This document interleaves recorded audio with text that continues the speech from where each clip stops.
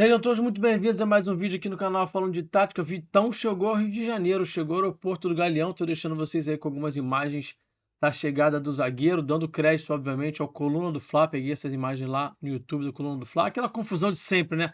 Chega aí, tem um monte de gente ali, já dão faixa e não sei o quê, tem o Chapolin. Flávio já tá ali também entrevistando, aquela confusão de sempre. O jogador que chega ao Flamengo sempre chega muito badalado, né? Sempre chega sobre holofotes, né? O Vitão, inclusive, falou ali rapidamente, disse que estava muito feliz, que conversou com o Felipe.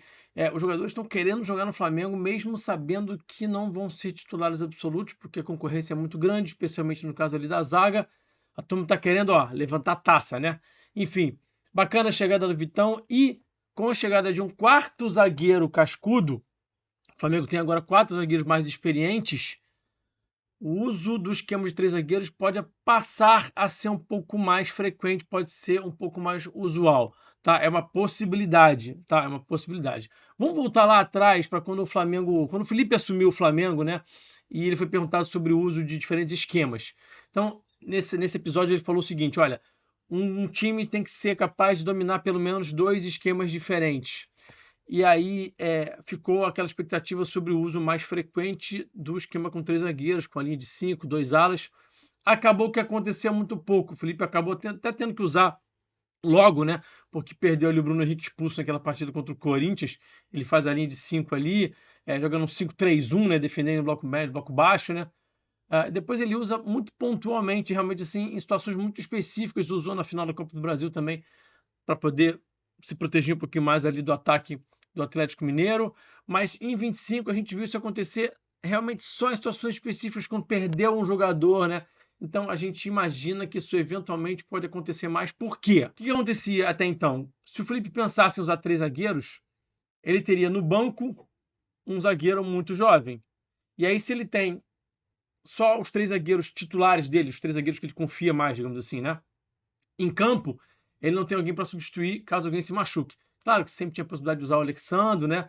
Mas eu entendo que agora, ele tendo 4 zagueiros realmente de ofício ali, que são confiáveis, que ele de fato acredita que podem dar conta do recado, ele pode usar mais. Claro que pode ser também uma situação de jogo, né?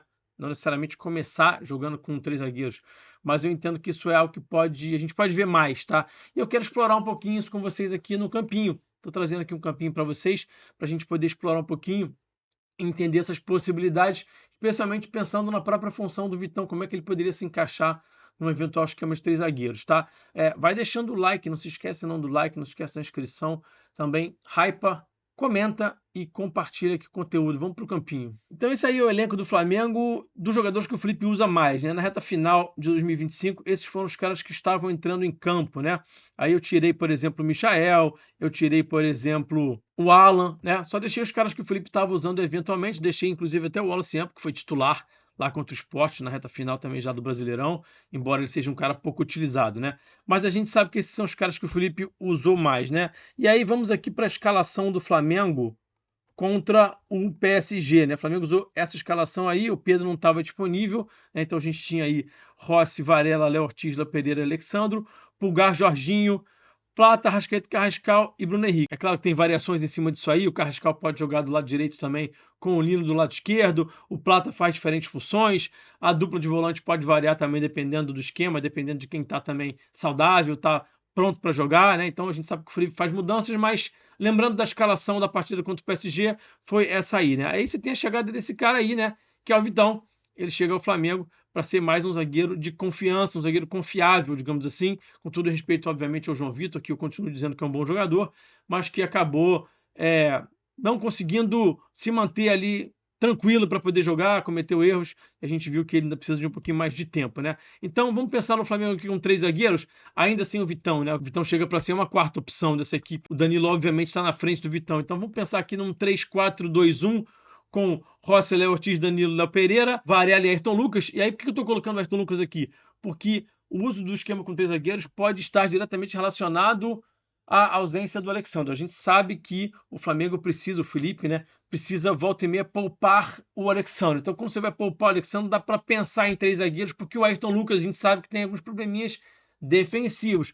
Quando você usa o Ayrton como ala, você aproveita melhor o jogo ofensivo dele e protege melhor a sua zaga. O Ayrton passa a ter um papel menos importante defensivamente, né? Tem mais 4 na linha com ele, tem 3 zagueiros para proteger a área, cruzamento do lado do posto, por exemplo, que é um ponto fraco do Ayrton. Então, na ausência do Alex, dá para pensar em 3 zagueiros usando o Ayrton. E aí você teria Jorginho e Pulgar, você pode ter também uma outra dupla, ou Jorginho com outro, ou Pulgar com outro, enfim, né? Isso aqui nem importa tanto nesse momento. E você pode ter também Arrascaeta, Carrascal e Pedro. A gente imagina que o Pedro vai ser o titular em 2026, embora o Flamengo esteja atrás de centroavante, a gente sabe disso muito bem. É muito improvável que o Flamengo inicie a temporada 26 sem um centroavante ali para ser a sombra do Pedro, para disputar essa posição com o P9, né? E aí você tem, obviamente, né, a possibilidade de usar qualquer um desses caras aí por trás do Pedro nesse 3-4-2-1. Luiz Araújo, Plata pode fazer essa função pelo lado direito, o Bruno Henrique, o Lino, o Wallace podem fazer do lado esquerdo, o Wallace pode até fazer do lado direito também. Eventualmente esses caras podem até fazer a função do Pedro,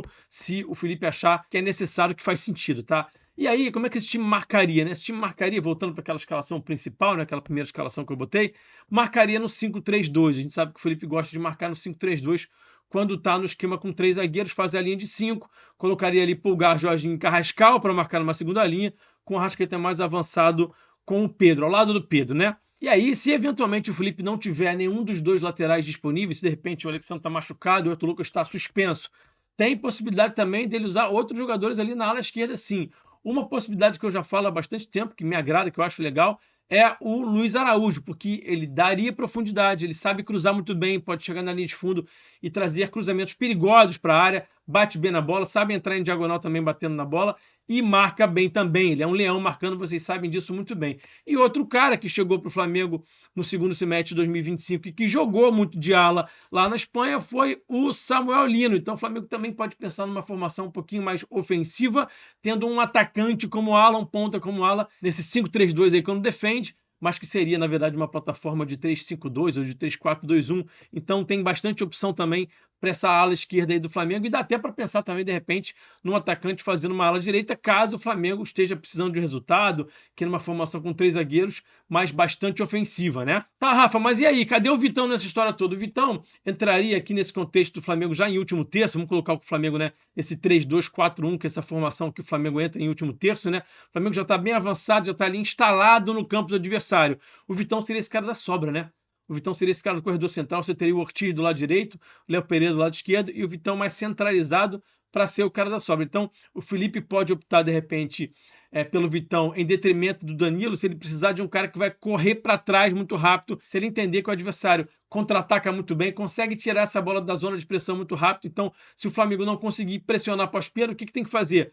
Tem que eventualmente correr para trás. E o Vitão é esse cara que faz esse movimento aqui que vocês estão vendo aí na tela, que corre para trás em diagonal, que corre para trás para os dois lados. Aqui eu estou colocando ele cobrindo aqui o Léo Ortiz, cobrindo o Varela, mas ele pode fazer esse movimento para o lado esquerdo também, ou só para trás, né? Então ele é um cara que corre para trás muito bem. Então quando o Flamengo tiver com 3 zagueiros e precisar desse atleta que recupera muito bem as costas, esse cara muito provavelmente vai ser o Vitão nesse esquema aí. Só para deixar bem claro, tá? Não estou dizendo que eu acho que o Felipe vai de fato mudar, que vai haver uma mudança. Isso aqui eu acho que é uma opção que pode aparecer para casos extremos ou então para quando não tiver o Alexandro. Quando for poupar o Alexandro, já que ele tem o Vitão ali, ele pode usar os 3 zagueiros que já estavam no clube, os 3 zagueiros que ele confia muito, né? Que são de um nível muito alto, e ele tem o Vitão no banco. Se alguém machuca ali, se alguém toma um cartão vermelho, alguma coisa assim, ele consegue colocar um outro zagueiro. Então agora ele tem um leque maior de zagueiro e é claro que isso pode possibilitar a ele essa possibilidade de usar mais vezes o esquema com 3 zagueiros. Não acho que vai ser a plataforma principal. Não acho que vai ser a plataforma principal. Acho que o Felipe vai continuar jogando basicamente com linha de 4.